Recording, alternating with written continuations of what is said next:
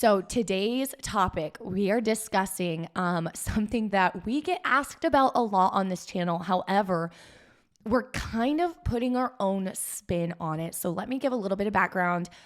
Today's video might get a little long, and you're definitely going to want to listen in until the very end because some of the most important things we're going to talk about at the end. So definitely stay tuned today. Grab your popcorn, grab your tea.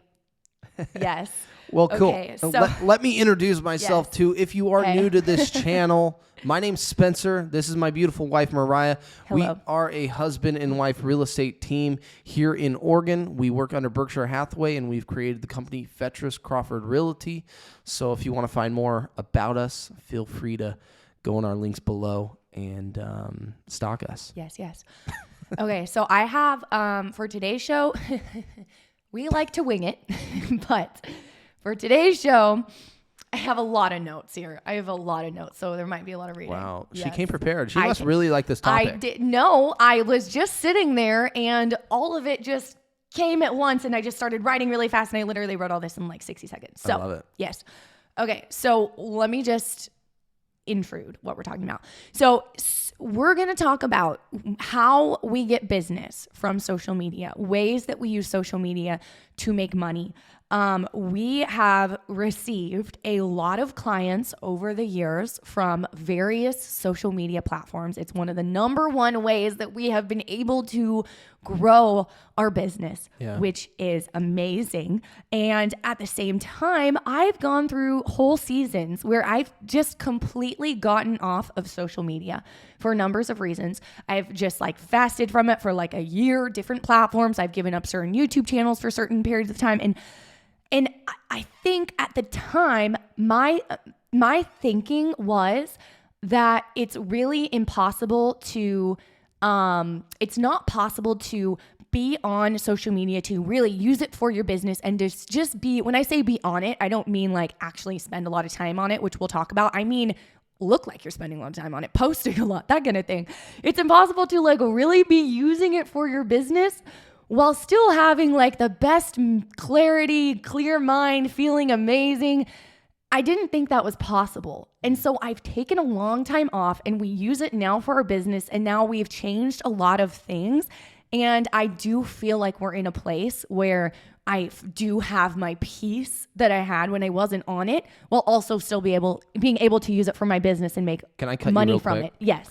So you say peace, the clarity. Peace. Are you Because talking we'll like get into your that. personal peace though? Like Okay, here's what I mean. So there is a lot of talk. I feel like everybody knows nowadays. It's like a common fact in 2022 that spending too much time on social media can be bad for your mental health. Everybody knows that nowadays. Like everyone knows that. yeah, we still do And it. yes, we still do it. And I think also coming from because we are Christians. So from our culture, I feel like something I hear a lot in like the Christian culture is, and I've heard this for years, is just like the negative sides of it and the bad things and what it does damaging to you, to your brain, whatever, your relationship with God, whatever, just how damaging it is. But you don't, and then another thing you hear is there's a lot of talk out there online about, this is really why I wanted to discuss it. There's a lot of talk about the one side, it's damaging, it's bad for your mental health, whatever, bad for your spiritual life. But then there's the other side. So there's talk about that. And then there's also talk about how to use it for your business, how to grow your business with social media. I obviously listen to a lot of those things because I do that. I grow my business with social media. So there's those two sides, but there's really not a lot of talk, or any that I'm seeing at least, about how to both, like how to use it for your business and make a lot of money from it while also having your peace and not having your peace stolen from you. And that's just the term I use because I remember when I took a break from it, I felt so much peace. Yeah. I felt like the voice of the Lord so much clearer. And I really thought it was impossible to have the two, to be like actively using it for my business and have that. But it's what I found is that it's not. Okay. But it does take some boundaries and some systems and some just that what we're going to talk about today. So does that make sense? Yes. Okay. Yeah, I just wanted to clarify, like, what type of peace are we talking about or looking for? Peace. So And thank you for yes, explaining and that. like I said, it was a part of it is because we are like talking as like a Christian culture, but also just in general. If you're not a Christian, I feel like we all know that like it isn't amazing for your mental health if you don't use it wisely. Okay, So, also, I just want to preface this by saying, dramatic pause. Very dramatic pause while I sip my tea. This is not a rule book. I'm not saying like me sharing some of the things I'm saying. I'm not saying that like this is one size fits all. I'm not saying that like because I do this way or this is my conviction for this season in my life, that means that this is the way that it has to be for everybody. And this is the way everyone needs to use it. And this is what's best for everyone. This isn't like a one size fits all thing. And the way that I use it right now might change in the future, but this is just my perspective. Mm-hmm. Okay. You doing okay? Great. I love it. Yeah. Okay. Yeah, because I feel like I have a lot to learn on the boundaries side of it as well. Because like, I just to be real, I mean, in the evening, sometimes Mariah, she sat on the other side of the couch. I had my chair and she was just looking at me and I'm on my phone and she's all like, and you know how that is, husband and wife. Yeah, get off your phone. Relationships. It's like she's giving you the look and I'm like, I'm addicted. I can't, and it's an ongoing joke. And of course I'm joking about that, but there always feels like, was that a head nod? No. I'm agreeing with you. Yeah. You shook your head. No, I'm just shaking my head. Oh my goodness. See, she makes me feel self-conscious. But for me personally, you mentioned there's a piece to you that you just weren't feeling. Yes. I always feel like there's something that I'm missing. Yeah. And so if I'm not checking it, I'm missing out on something. And that's been a big one for myself to be breaking as well. Missing out. Okay. Yeah. Okay. Yeah. Mm-hmm. So this is going to be a good little like a therapy session. We are not licensed professional therapists. If you need professional help, go to your professional. We are not licensed professionals. Okay. So before we get into like the tactical things, I don't think I told you about this, but I had a dream. Not very long ago. So I haven't been on. No, you haven't so told let's me just of it. give a little background. So we get our business from YouTube is the main. We have many different YouTube channels. We get business from YouTube different ways. And then other social media platforms, Instagram and Facebook are other social media platforms we get business on. Those are kind of my only focuses. I don't really mess with anything else. However, I did just get on TikTok. It's only been a couple months. Yeah. So this is very fresh. Yeah. And when I first got on TikTok, I had my boundaries for Instagram. I had my boundaries for Facebook and for YouTube. I don't allow myself to just, I think that taking that break broke any addictions that I had, like scrolling addiction. So it was nice to take that break because now I don't feel the need to like open my phone and scroll. I really only do it when I'm intentionally like, this is my work time and I'm going to answer questions, network, talk to home, like people that are in my DMs or post.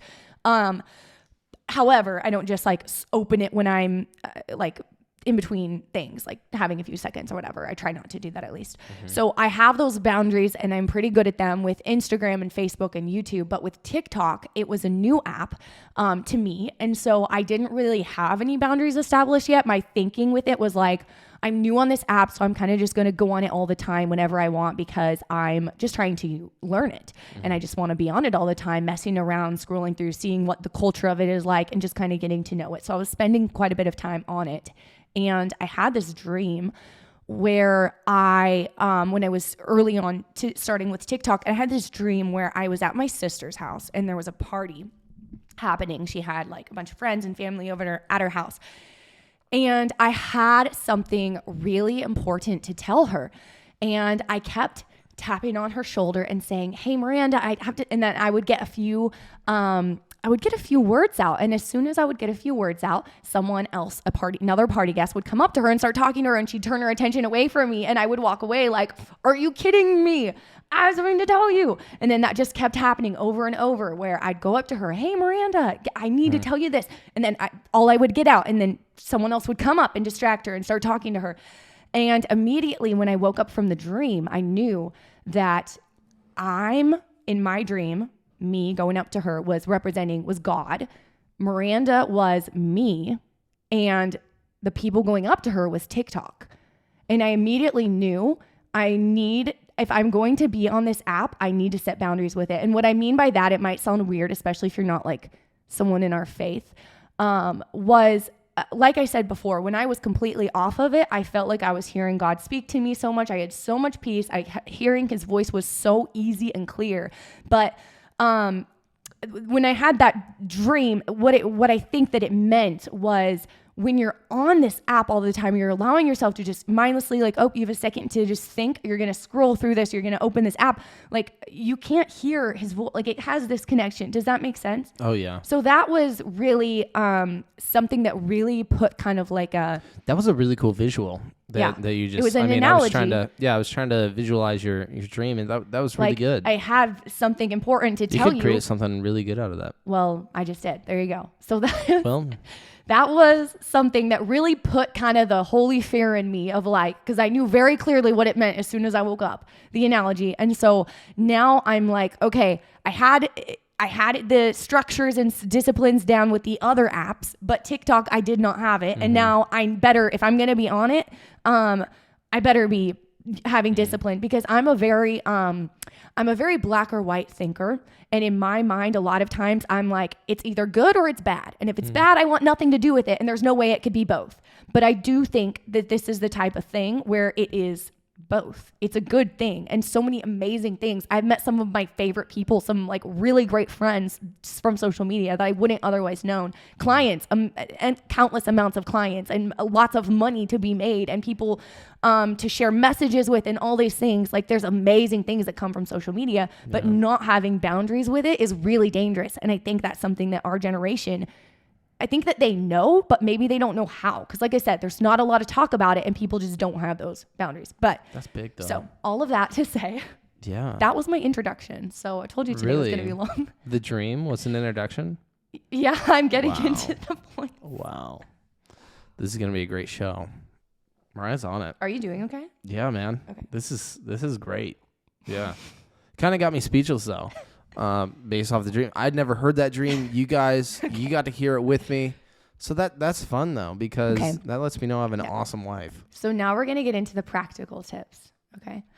Okay. So tip number 1 is don't feel like you have, and this is for you too. I feel like this is your like, you're my audience. Yeah, no, you don't really have much to say. You're getting taught today. You're my student. Mariah's the teacher. And I have to. No, and that's partly why I'm just like, I'm watching, I'm not going to interrupt you. I think we need to take a second though. He's wearing my grandpa's shirt. Yeah. My grandpa passed away 2 years ago. who I love. And I think we just need to take a moment because it's amazing. Yeah. He's rocking it. Okay, anyway.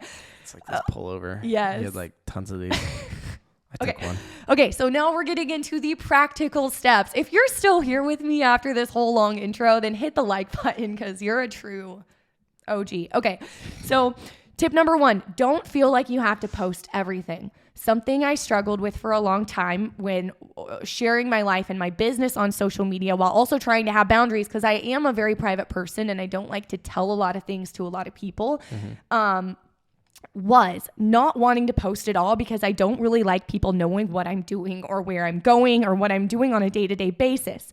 But what I've learned through this season is you don't have to share about every aspect of your life. My best advice is pick 3 topics that you feel comfortable talking about. Share what yours are. So basically, I can post 10 different things on my story in my day, for example, and it looks like I'm sharing my whole day, but in reality, I'm only sharing about 10% of my day.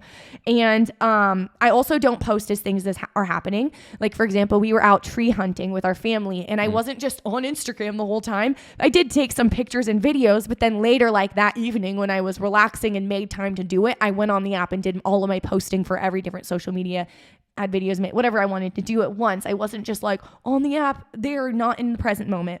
But back to the three things. I feel like this is something that stopped me from like using social media for my business, was I felt like I either had to just lay it all out there or I couldn't do it all at all. And I think that there's been so much talk about like vulnerability and all of that, but I think that it's still important to have privacy and wisdom in knowing what to post and what not to post. So for me, I'll just give a couple examples of what those pillars are, because you might think it needs to be something bigger than it is. My drinks, like coffee and tea. I love tea and I love coffee, and I feel comfortable posting about that. So I will. And people message me and comment about it when I post about it. So I'll post about that. 2 is real estate. I feel comfortable posting about my career. 3, I feel comfortable posting about my daughter. That's kind of it. My mom life, whatever, like toddler life.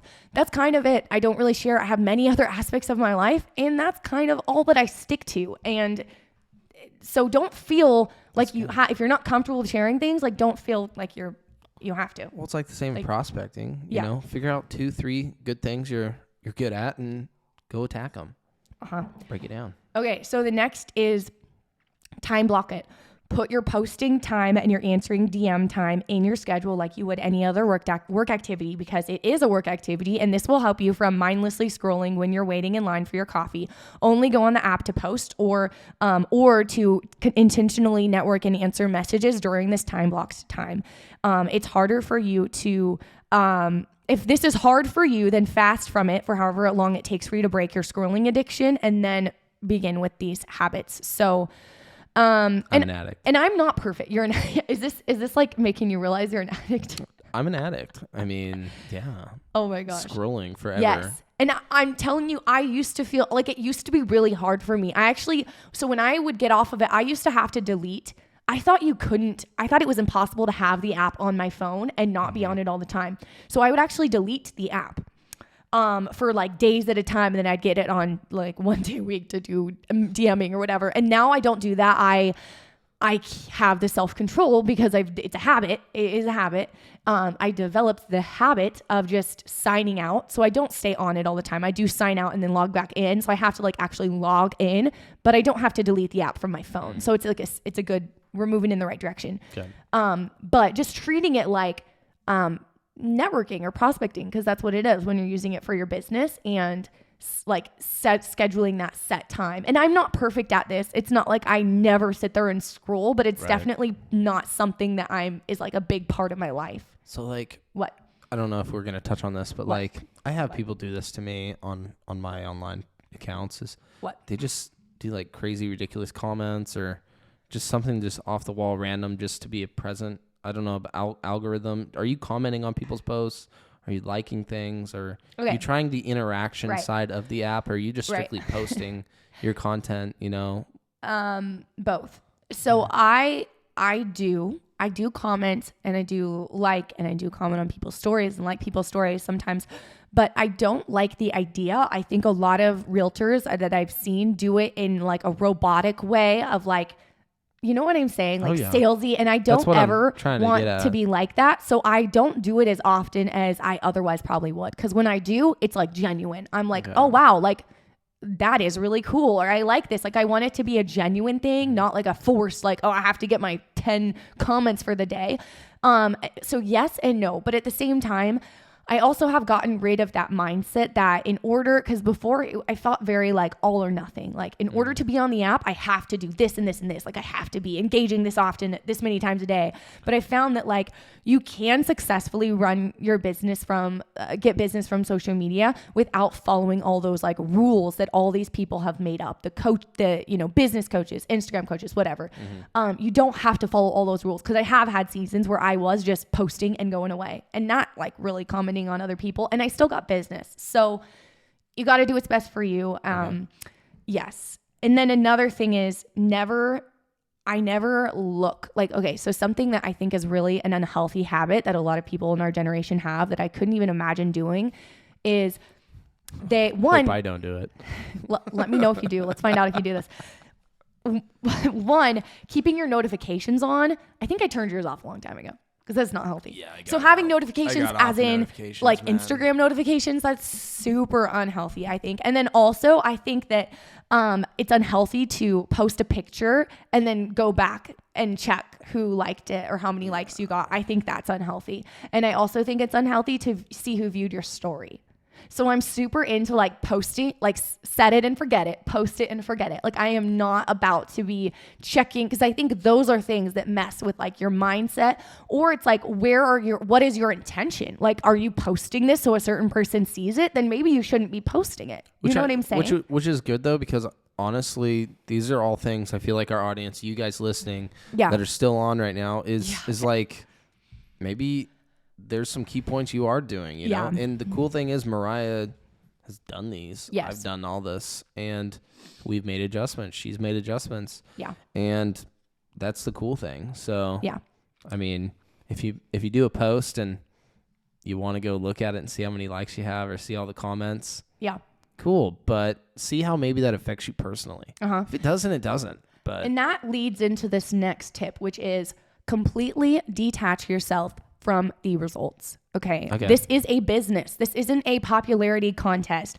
Do what you need to do for your business. Okay. Let's say that's make 3 TikToks a day or 3 reels a day or YouTube shorts a day or posts or whatever it is for you and your business, and then celebrate the fact that you're doing the steps it takes to reach your goals, like the actual posting. That's what you're doing, and celebrate that you did it. Don't look at how they performed. That part really doesn't matter. If you do the work, then the results will come and will pay off over time if you're consistently doing the work. So just do the work that you're supposed to do, like the posting, and don't look at the results, because that really doesn't matter. It's just vanity metrics. I've sold, $900,000, $1 million homes from videos on YouTube that had like 50 views at the time. So the vanity metrics are not what's going to get you business. I know realtors that are getting tons of clients from their social media, and they have like not even 1,000 followers, like a few hundred followers on Instagram, and don't post like professional looking photos at all. So like the vanity metrics, I feel like can get into your head when you're trying to run your business on social media. But there's a lot of people that have like a big following on social media, but they're not making much money at all. Which I've always been curious about. Right. And then there's also people who don't have a lot of that and are making really great money. So don't look at the results. Just celebrate the fact that you're doing the work, and it's going to get you there if you're consistent. Because the goal could be, hey, I want just more business. Yes. Maybe that's 3 more sales a year. Yes. 3 of them come through your online presence. Yes. Cool. We just got your goal done. Yes. Okay, so here's another thing that I used to do. I don't think you have this problem. You don't do this. I think this is more of a girl thing. So You never know. This is something that I used to do that one of the reasons I didn't really like being on social media before I stopped and paused and changed things was I felt like any time I went somewhere or like did my hair really nice or my makeup really nice, I had to get that photo, or like I liked my outfit, like I had to get a photo. And if I didn't, then I didn't get the content I needed for my business. So now, instead of leaving that content, because you're treating social media like a business plan, because it is. So instead of waiting to just like go on a nice date and get a nice picture, I go on those nice places, and I don't have to worry about ever getting a picture. If I want to get a picture, I'll get a picture. If I don't want to, I won't. It doesn't matter, because what I do now is I have batch content days for my business. Okay. Well, I will sit down, and I don't do this as often or regular as I should, because my main focus, like I said, is YouTube. But if we get business from other platforms, but if those other platforms were like the number one you're gonna go there source, then I would be doing a lot more of this. But batch producing, so I will take like one day, a few hours in one day, have like 10 different outfit changes, and just get a bunch of different content, and then post that over the next couple months. And then that way you have content to post, but you're also free to just live and enjoy your life and not feel like the pressure of like, oh, I gotta get a good picture, or I'm not getting the content I need for my business. Because that was one thing I really didn't like. And I have friends that they do it that way, but they really enjoy it. Like they really enjoy documenting as they're doing things. And so like, if that's you, good for you. That's amazing. But I personally don't. It's like you're a narrator. Yeah. I don't like that myself. So for me, that's just what works, is like the batch content, and then I don't have to worry about it. So, next. Do you have anything to add? I feel like I'm just taking over this whole show. No, like we said, I mean, I don't really have much to say about this topic. So Okay. I am sitting in here. I'm the student. I'm just like you guys viewing this video, and I'm loving every part of it. Mariah, school's in session. Okay. Keep teaching us. School's in session. Okay. The next tip is get rid of the you have to mindset. I know people who also use social media for their other businesses besides just real estate that I connect with. And they've told me things like they feel pressure because if they're going to use it, then they have to be on the app for example, someone once told me, a photographer, if she's going to use this for her business, she has to be on the app for an hour after she posts, commenting back on posts or whatever. You don't have to do anything. Like, get rid of that you have to mindset, because those little rules, like, yeah, there's certain things you can do that might help you, but if it's bothering you or if it's not benefiting your life, then just stop doing it and see if you still get results. Because Just big. do what you can. What I have to say is you can still get business from social media without sticking to any sort of formula. Just do what you can. I always post and log off right away and still get business and still have my peace. I don't have to sit there and feel like I need to be commenting back that hour. You know what I'm saying? Yeah. And I really like you brought up the point though, like, cool, you have this rule, this have to. Well, try not doing it and see if you get the same results or even better results. Yeah. Because honestly, we are still in a big trial period. Yeah. The one thing I'm always curious about is, what do my peers think? How many of my peers are actually seeing this stuff? Because the algorithm doesn't push it out to people. But then again, I'm looking at it, if it is a business post, if I only get 20 views, 50 views, 100 views, that's a lot better than me calling those 20, 50, 100 people. And in the long run, I think if you're consistent enough with it, things will happen for you. And that's kind of like anything. We always say in real estate, your marketing, try it for a year, try it for 6 months at least. If you're not and you're paying for these subscriptions, they're probably not going to work and you're just wasting your money. Right. The cool part is a lot of this is free. Right. And it's your time and your own creativity. Right. And another thing is, like, for example, if let's just say your Instagram reel only gets 100 views. That's not a lot of views for an Instagram reel, but imagine talking to 100 people about the message that you're sharing about your business, like getting in front of 100 potential clients. It doesn't look like a lot when it's like a reel, but that's a lot of people that you're able to reach for your business, which is amazing. Okay. So, can create more than you consume. I think that's huge. I think it's easy to get into a like a bad habit of just consuming, but I always try to create more than I consume. That's kind of all I have to say about that. But I think it's more important. I mean, if you're like, the way I see it is like, why am I wasting time on this app doing this? It's not really doing anything positive for me unless it's making me money. Like, that's how I see it with everything. Like, I don't understand why people do that. I don't think I would ever probably post on it if it weren't for my business. Maybe just for fun. Yeah. If I was someone that enjoyed like more like creative photos, all of that, then like it's a creative outlet. But if you're someone like me who's just more like business minded, you don't really care about that, then what are you even doing if you're not making money? Like, what's the point of the app? Having fun.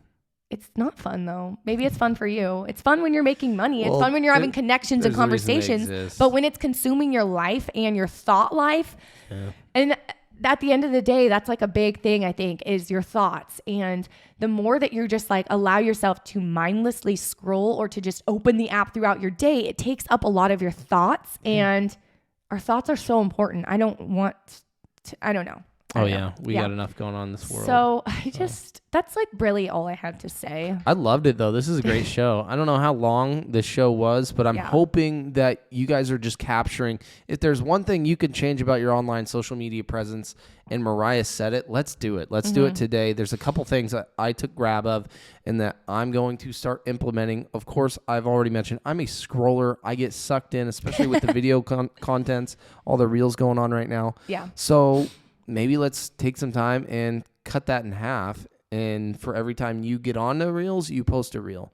How about that? So make one change. Find something, go back to this video, revert to it, and say, am I really doing this right? Is there something I can do, something I can change? Because I can almost guarantee you there is. Yeah. And again, like I said, this is not a rule book or a one size fits all, or like, you have to do it this way. It's horrible if you ever scroll. Like, this is my season and my journey. I know there's plenty of amazing people who are on it a lot more than me and they're able to still keep their peace, and that's fine. This is just like my perspective and where I'm at, and hopefully you can grab something from it too. Let us know if you use any social media platform for your business. Which one do you use for your business? Let us know in the comments below. Whatever tips and advice you have for us. We love connecting with you. It's one of our favorite parts about having this channel is getting to actually have conversations with other real estate agents, because we're not on this channel coming here from this perspective of like, I don't know. I don't want to even say like real estate teaching, because that's like not the intention of this channel. We're literally like peer to peer. Like, we're learning here too. I'm been in the business since I was 18, but I still consider myself a new agent too. And I'm sure a lot of you have been in this business a lot longer than me and have a lot to teach me as well. So we'd love to hear from you in the comments, and we'll see you guys next time.